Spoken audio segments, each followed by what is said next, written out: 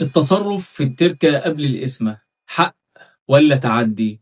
بشكل أوضح، هل ينفع واحد من الورثة يبيع أرض قبل ما الميراث يتقسم؟ قانونا أموال المورث بتنتقل للورثة بالميراث أول ما المورث يتوفى، والتركة بتتحول لملكية مشاع بين كل الورثة. طيب يعني إيه مشاع؟ يعني كل واحد من الورثة بيمتلك نصيب غير محدد في كل التركة حسب نصيبه الشرعي، وبيكون كل مالك من ملاك المشاع مالك لكل ذرة من ذرات المال الشائع. يعني ما ينفعش واحد من الورثة يجي يقول الأرض دي بتاعتي أو الشقة دي ليا لوحدي.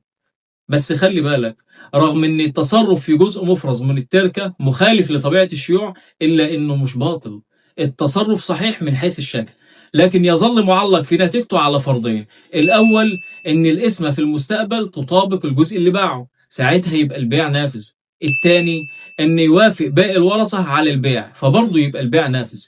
اما لو القسمة طلعت مختلفة، بمعنى ان الجزء اللي اتباع ما طلعش في نصيب البائع أو الورثة رفضوا، فالتصرف لا يعتد به في حقهم. وأحكام محكمة النقض استقرت على أن تصرف الشريك في جزء مفرز لا يعد باطل، لكن يظل معلق على نتيجة الإسمة أو إجازة باقي ملاك المشاع.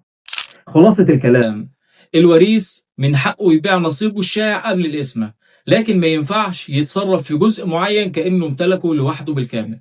ولو عمل كده فالتصرف صحيح، لكن مش مضمون إلا بموافقة الورثة أو الإسمة جت لصالحه. وفي النهاية، لو مهتم بالقانون تابعني.